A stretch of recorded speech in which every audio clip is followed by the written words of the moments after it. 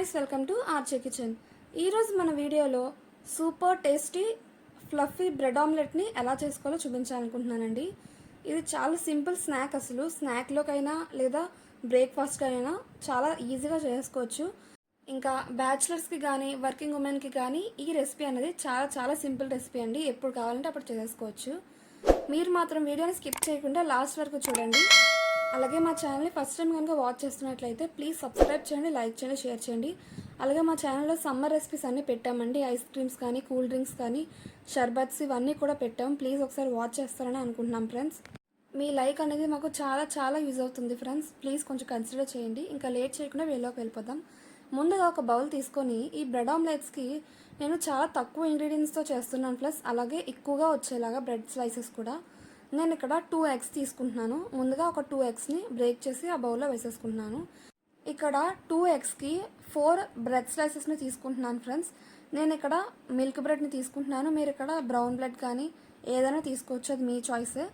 ఇప్పుడు ఈ 2 ఎగ్స్ని బ్రేక్ చేశాక అందులోకి ఒక పెద్ద సైజు ఉల్లిపాయని, పచ్చిమిర్చి, కరివేపాకు, 1/2 టేబుల్ స్పూన్ జీలకర్ర, మీ టేస్ట్కి తగ్గట్టు కొంచెం సాల్ట్ అటు ఇటు అడ్జస్ట్ చేసుకోండి. నేనైతే ఇక్కడ 1/2 టేబుల్ స్పూన్ సాల్ట్ని యాడ్ చేస్తున్నాను.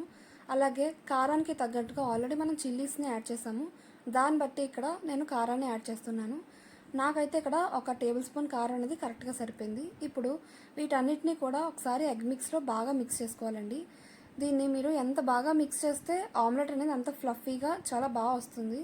బీట్ చేసుకునే కొంచెం ఎక్కువసేపు బీట్ చేసుకోవాలి. ఒక 2 మినిట్స్ పాటు అలా బాగా బీట్ చేసుకోవాలి. అలా అయితేనే కొంచెం ఫ్లఫీగా వస్తుంది ఫ్రెండ్స్, బాగుంటుంది కూడా ఆమ్లెట్ అనేది. చూసారా, ఇక్కడ నేను ఇలా బాగా బీట్ చేస్తేనే పైన బబుల్స్ అనేవి వస్తాయి. ఆ బబుల్స్ వచ్చే వరకు మీరు బీట్ చేయాలి.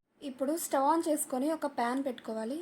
దానిపైన జస్ట్ ఒక 1/2 టేబుల్ స్పూన్ ఆయిల్ని యాడ్ చేస్తే చాలు.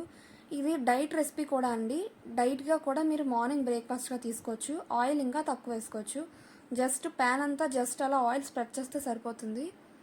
ఇలా ఆయిల్ కొంచెం హీట్ అయ్యాక అందులోని మనకు ఎగ్ మిక్స్ ఉంది కదా, అందులో 1/2 ఎగ్ మిక్స్ని నేను ఇందులో యాడ్ చేస్తున్నాను. ఎగ్ మిక్స్ అనేది చూసారా, నేను వీడియో క్లిప్లో చూపిస్తున్నట్టు జస్ట్ ప్యాన్ అంతా కూడా ఇలా స్ప్రెడ్ అయ్యేలాగా చేసుకోవాలి. ఇప్పుడు ఒక 2 బ్రెడ్ స్లైసెస్ని తీసుకొని బోత్ సైడ్స్ కూడా ఈ ఆమ్లెట్ మిక్స్ని పట్టించుకోవాలండి. నేను ఇక్కడ నార్మల్గా బ్రెడ్ని డైరెక్ట్గా రోస్ట్ చేసుకోకుండా తీసుకుంటున్నాను. మీరు కావాలంటే గీతో కానీ ఆయిల్తో కానీ జస్ట్ బోత్ సైడ్స్ కూడా రోస్ట్ చేసుకొని ఈ ఆమ్లెట్ మిక్స్ని అప్లై చేసుకోవాలి. అలాగే ఆమ్లెట్ అనేది ఉడకక ముందే ఈ బ్రెడ్ అనేది మనం ఫ్లిప్ చేసుకోవాలి. దానివల్ల మనకి బ్రెడ్ నుంచి ఆమ్లెట్ విడిపోదు, కరెక్ట్గా మనకి బ్రెడ్ ఆమ్లెట్ శాండ్విచ్ లానే వస్తుంది. అలాగే ఇంకో విషయం అండి, మనకి బ్రెడ్కి మధ్యలో కొంచెం గ్యాప్ ఉండాలి. చూసారా, ఇలా మధ్యలో గ్యాప్ ఉంటేనే మనం ఫోల్డ్ చేసేటప్పుడు మిడిల్లోకి బ్రెడ్ అనేది ఇరిగిపోకుండా ఉంటుంది, కరెక్ట్గా షేప్ అనేది వస్తుంది. అంతేనండి, మన simplest snack bread omelette sandwich అనేది రెడీ అయిపోయింది. చూసారు కదా ఎంత బాగా వచ్చిందో. మీరు ఒకసారి ట్రై చేయండి, మీకు కూడా ఖచ్చితంగా నచ్చుతుంది. అలాగే మార్నింగ్ డైట్గా కూడా తీసుకోవచ్చు, చాలా పర్ఫెక్ట్గా ఉంటుంది.